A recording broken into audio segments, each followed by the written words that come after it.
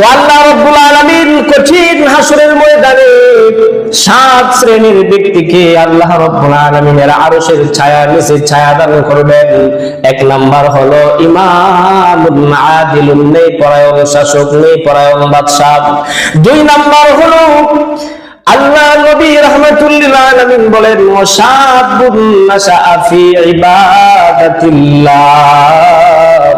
2 নম্বর হলো ওই যুবককে আল্লাহ রাব্বুল আলামিন কঠিন হাসরের ময়দানে আল্লাহ রাব্বুল আলামিনের আরশের ছায়ার নিচে ছায়া দান করবেন। ওই যুবক, যেই যুবক তার যৌবনকালে আল্লাহ রাব্বুল আলামিনের ইবাদত করেছে, যেই যুবক যৌবনকালকে কাজে লাগিয়া আল্লাহ রাব্বুল আলামিনের ইবাদতের মধ্যে তার যৌবনকালটা কাটাইছে, ওই যুবক কঠিন হাসরের ময়দানে আল্লাহ রাব্বুল আলামিনের আরশের ছায়ার নিচে আল্লাহ তাআলা তাকে ছায়া দান করবে। এই জন্য যৌবনকাল, যুবক ভাইরা যারা আছেন, যৌবনকালটাকে কাজে লাগান।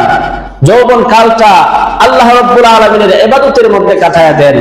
যখন যৌবনকালে কোনো ব্যক্তি আল্লাহ তাআলার ইবাদত করে, সে যখন বৃদ্ধ হয়ে যায়, আল্লাহ রাব্বুল আলামিন ফেরেশতাদেরকে বলেন, ও আমার ফেরেশতারা, আমার এই বান্দাটা যৌবনকালে শক্তি সামর্থ্যের বয়সে সে আমি আল্লাহ রাব্বুল আলামিনের যেই পরিমাণ ইবাদত করত, বৃদ্ধ হয়ে গেছে, বয়স হওয়ার কারণে, দুর্বল হয়ে পড়ার কারণে সে সেই পরিমাণ ইবাদত করতে পারে না। কিন্তু আমি আল্লাহ রাব্বুল আলামিন বলে দিলাম, আমার এই বান্দার যৌবনকালে যে ইবাদত করত, যে সওয়াব তোমরা তার আমলনামার মধ্যে লিখছো, সেই সওয়াবটা বৃদ্ধকালেও তার আমলনামার মধ্যে লিখে দাও। বলেন সুবহানাল্লাহ। এই জন্য যৌবনকালটা অনেক দামি একটা সময়।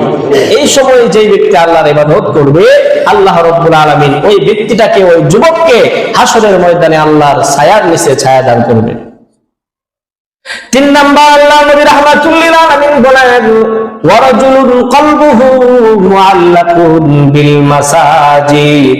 হাসরের কঠিন ময়দানে আল্লাহ রাব্বুল আলামিনের আরশের ছায়ার নিচে 3 নাম্বার যে ব্যক্তিরা স্থান পাবে, জায়গা পাবে, ওই ব্যক্তিটা হইল এমন ব্যক্তি রাজুলুন কলবুহু মুআল্লাকুন বিল মাসাজিদ। ওই ব্যক্তি, যে ব্যক্তির অন্তর সব সময় মসজিদের সাথে সম্পৃক্ত থাকে, সব সময় মসজিদের সাথে লাগা থাকে, সেই ব্যক্তিরা সব সময় মসজিদে আসতে ভালোবাসে, মসজিদকে মহব্বত করে। আজান হয়ে গেলে এই ব্যক্তিরা মসজিদের জন্য পাগল হয়ে যায়। দুনিয়ার মধ্যে শত ব্যস্ততার মধ্যে লিপ্ত থাকলেও যখন আজান হয়ে যায়, সে আর দুনিয়ার কাজের মধ্যে লিপ্ত থাকতে পারে না, সে মসজিদের মধ্যে চলে আসে রব্বুল আলামিনের ইবাদত বন্দেগী করার জন্য। ওই ব্যক্তিকে আল্লাহ রাব্বুল আলামিন হাসরের ময়দানে আল্লাহ রাব্বুল আলামিনের আরশের ছায়ার নিচে ছায়া দান করবেন। 4 নাম্বার ওয়ারজুলান তাহাব্বা ফিল্লাহি ইজতামা আলাইহি ওয়াফতারাকা আলাইহি।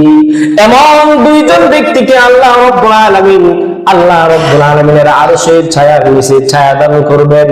যে 2 জন ব্যক্তি একজন আরেকজনকে মহব্বত করে, একজন আরেকজনকে ভালোবাসে, একমাত্র আল্লাহ রাব্বুল আলামিনের জন্য, আল্লাহর দ্বীনের জন্য, আল্লাহকে রাজি খুশি করার জন্য একজন আরেকজনের সাথে মহব্বতের সম্পর্ক রাখি। তারা যখন একত্রিত হয়, তখন আল্লাহকে রাজি খুশি করার জন্য একত্রিত হয়। আবার তারা যখন সম্পর্ক ছিন্ন করে দেয়, তখন আল্লাহকে রাজি খুশি করার জন্য সম্পর্ক ছিন্ন করে। আল্লাহর নবী বলেন, ওই 2 জন ব্যক্তি হাসরের ময়দানে আল্লাহ রাব্বুল আলামিনের আরশের ছায়ার নিচে ছায়া পাবে। 5 নাম্বার হলো আল্লাহর নবী রাহমাতুল লিল আলামিন বলেন, 5 নাম্বার ওই ব্যক্তি আরশের ছায়ার নিচে ছায়া পাবে রাজুলুন দাআতুহু যাতু ইমরাআতিন, রাজুলুন দাআতুহু ইমরাআতুন যাতু মানসাবিন ওয়া জামালিন ফাকালা ইন্নী আখাফুল্লাহ। ওই ব্যক্তিটা হাসরের ময়দানে আল্লাহর আরশের ছায়ার নিচে থাকবে।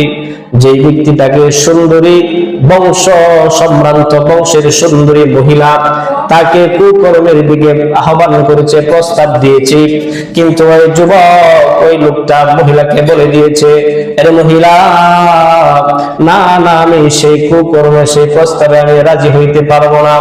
জিনার কাজ আমার দ্বারা সম্ভব হবে না, কারণ কারণ আমি আমার রব, আমি আমার মালিক আল্লাহ রাব্বুল আলামিনকে ভয় করি। ওই লোকটা সাথে সাথে বলে দিয়েছে, ইন্নী আখাফুল্লাহ, আমি আমার রব আল্লাহ রাব্বুল আলামিনকে ভয় করি, আমি সেই কুকর্ম জিনার কাজ করতে পারবো না। আল্লাহ রাসূল বলেন, ওই ব্যক্তিটাকেও আল্লাহ রাব্বুল আলামিন হাসরের ময়দানে আল্লাহর আরশের ছায়ার নিচে ছায়া দান করবেন। এইগুলো 5 নাম্বার।